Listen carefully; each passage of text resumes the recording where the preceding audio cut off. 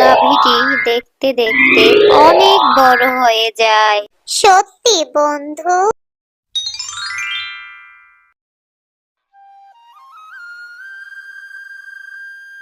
তান্ত্রিক বাবা, আমি বাকি গরুদের থেকে আলাদা কেন? এর কারণ কি? তুমি কোনো সাধারণ গরু না, তুমি হলে জাদুর গরু। তাই তুমি বাকি গরুদের থেকে আলাদা। তোমার অনেক ক্ষমতা।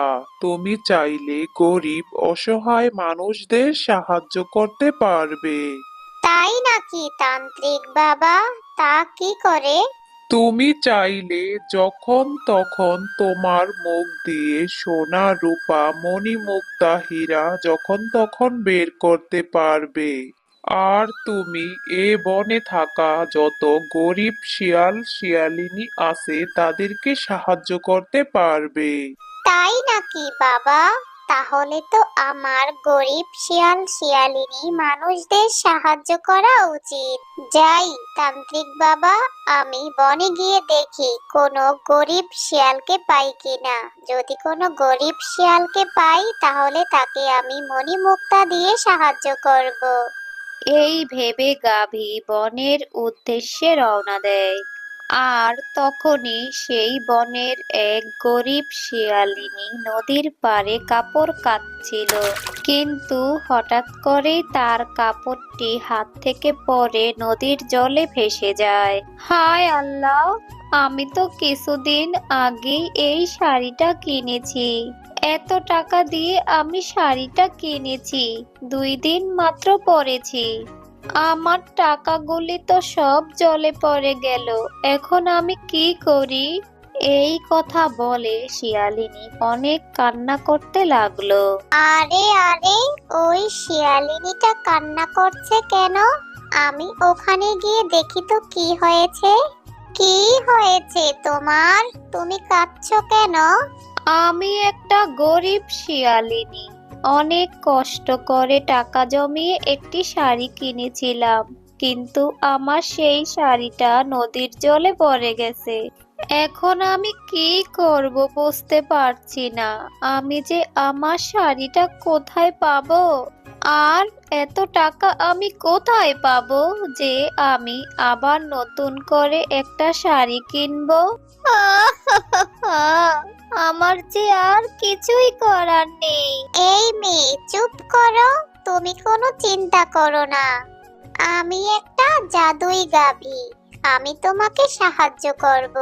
এই কথা বলে গাভীটি তার মুখ থেকে অনেক সোনা বের করে শিয়ালিনীকে দেয়। আর অনেকগুলি সোনা পেয়ে শেফালি শিয়ালিনী গাইটিকে ধন্যবাদ জানিয়ে সেখান থেকে চলে যায়। আর যাওয়ার সময় শেফালি শিয়ালিনীর সাথে বাঘিনীর দেখা হয়। বাঘিনী শেফালি শিয়ালিনীর কাছে এতগুলি সোনা দেখে অবাক হয়ে যায়। আরে আরে, এতগুলি সোনা শেফালি কোথায় পেল? যাই তো আমি ওর পিছু পিছু গিয়ে দেখি তো শেফালি শিয়ালিনী এতগুলি সোনা কোথায় পেল। আর এই দিকে শেফালি শিয়ালিনী ঘরে এসে তার স্বামী মিসকে শিয়ালকে সব ঘটনা খুলে বলে যে সে এতগুলি সোনা কোথায় পেল। আর তাদের এই কথা দূরে দাঁড়িয়ে বাঘিনী মামি সব শুনে ফেলে। আচ্ছা আচ্ছা, এই ব্যাপার। তাই তো বলি শেফালি শিয়ালিনী এতগুলি সোনা কোথায় পেল। দাঁড়া, আমিও কাল ওখানে যাব। আর আমিও গিয়ে দেখি ওই জাদুই গাভী আমাকে কতগুলি সোনা দেয়।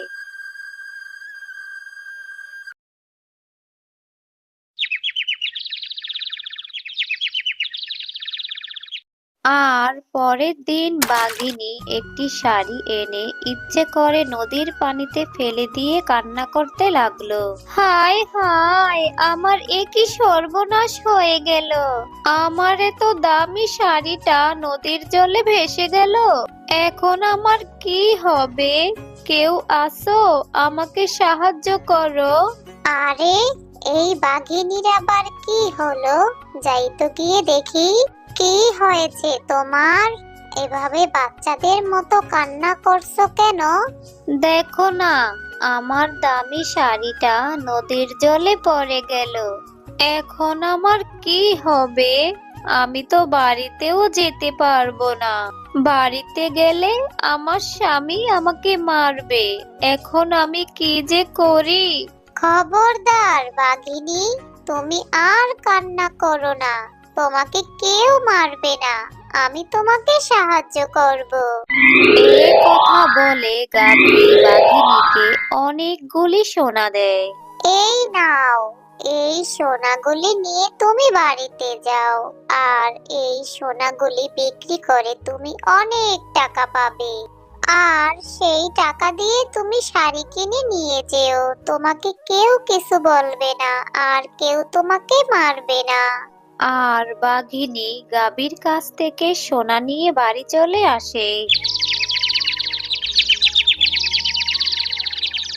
এই বোকা গাভীটা 200 টাকার সস্তা শাড়ির জন্য আমাকে এক বল সোনা দিল। আর এই বোকা গাভী যদি শুনে আমার দামি জিনিস হারিয়ে গেছে, তাহলে তো এই বোকা গাভী আমাকে আরো অনেক দামি দামি উপহার দিবে। আর যদি শুনে সোনা ডুবে গেছে, তাহলে তো আমাকে আরো সোনা উপহার দিবে। আমি বরং আগামীকাল গিয়ে এই সোনাগুলি পানিতে ফেলে দিব।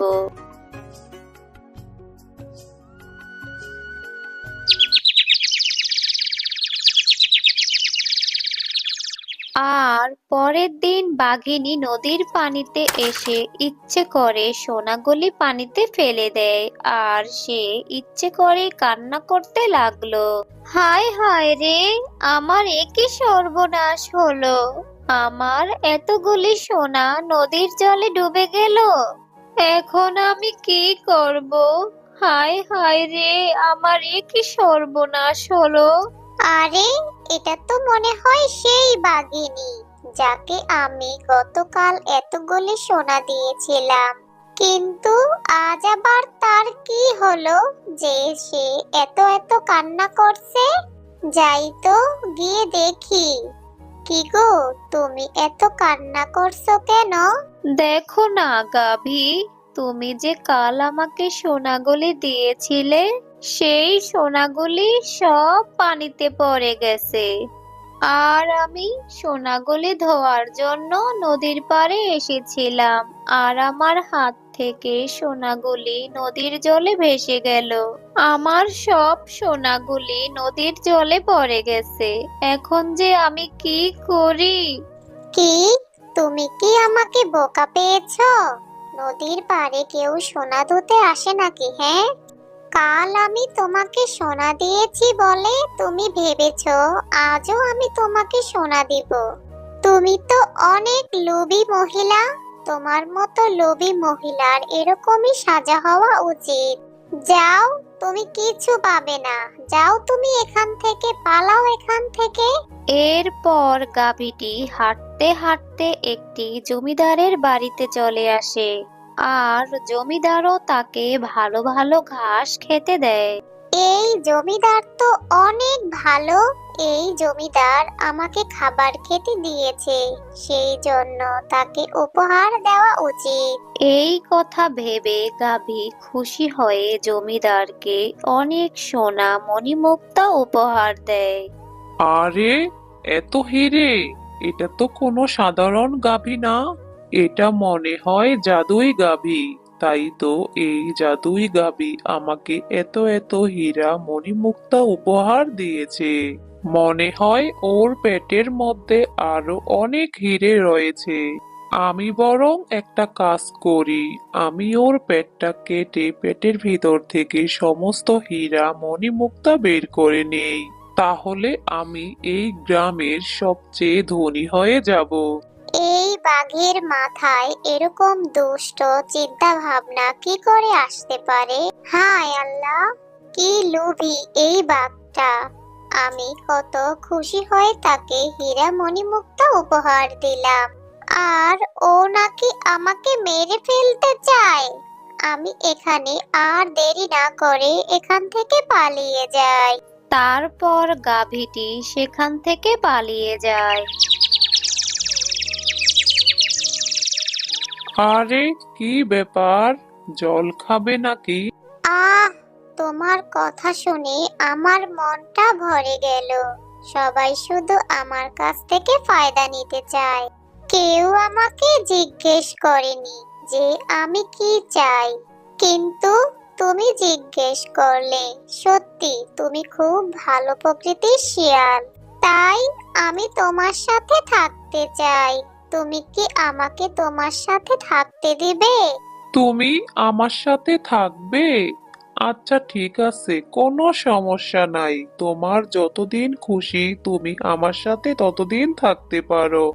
এমনিতেও এই দুনিয়াতে আমার আপন বলতে কেউ নেই। এরপর তারা দুইজন ভালো বন্ধুর মতো জীবনযাপন করতে থাকে। এরপর সেই জমিদার গাভীটিকে খুঁজতে খুঁজতে সেখানে চলে আসে। এই, চুপচাপ এই গাভীটিকে আমাকে দিয়ে দে, নয়তো আমি তোকে মেরে ফেলবো। ক্ষমা করবেন বাঘ মামা, এই গাভী ছাড়া আপনি যা চাইবেন আমি আপনাকে দিতে পারবো, কিন্তু আমি এই গাভীটি আপনাকে দিতে পারবো না। ও, তুই তাহলে মানবি না? দাঁড়া, তোকে আমি দেখাচ্ছি মজা। আর এরপর জমিদার পরের দিন সমস্ত গ্রামবাসীকে ডেকে আনে। শোনো গ্রামবাসীরা, এই শিয়াল গত 5 বছর ধরে আমার ঘর ভাড়া নিয়েছে, কিন্তু আজ পর্যন্ত এই শিয়াল আমাকে একটি টাকাও দেয়নি। তাই ওকে আমি আমার ঘর থেকে বের করে দিয়েছি। শোন মিসকে, এখনো সময় আছে। এই গাভীটা তুই আমাকে দিয়ে দে, তাহলে আমি তোকে আমার এই বাড়িটা তোর নামে লিখে দিব। আমি আমার বন্ধুকে ছাড়তে পারবো না বাঘ মামা। তুমি চাইলে আমাকে তোমার ঘর থেকে তাড়িয়ে দিতে পারো। আর তখন বাঘ মামা মিসকে শিয়ালকে তার ঘর থেকে তাড়িয়ে দেয়। আর মিসকে শিয়াল সেখান থেকে চলে আসে। আর মিসকে এসে তার গাভী বন্ধুকে সব ঘটনা খুলে বলে। সত্যি বন্ধু, তোমার কোনো তুলনা হয় না। তুমি আজকে দেখিয়ে দিয়েছো যে বন্ধুত্ব কাকে বলে। এরপর গাভীর মুখ থেকে অনেক সোনা বের হতে থাকে। আর গাভীটি দেখতে দেখতে অনেক বড় হয়ে যায়। সত্যি বন্ধু, তোমার মতো শিয়ালের সাথে পরিচয় হয়ে আমি ধন্য হয়েছি। আমি সারা জীবন শুধু সবাইকে দিয়ে গিয়েছি, কিন্তু কেউ আমার খেয়াল রাখেনি।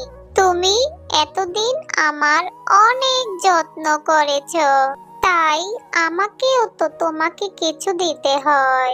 তুমি এত কিছু না ভেবে আমার এই সিঁড়ি দিয়ে আমার ঘরের মধ্যে ঢুকে পড়ো তো। এই ঘরে এসব জিনিস আছে, সমস্ত জিনিসের মালিক তুমি। এই সব কিছু আমার তরফ থেকে তোমাকে দেওয়া উপহার। এরপর মিসকে শিয়াল গাভীর বলে দেওয়া কথা মতো সিঁড়ি দিয়ে গাভীটির পেটের মধ্যে ঢুকে যায়।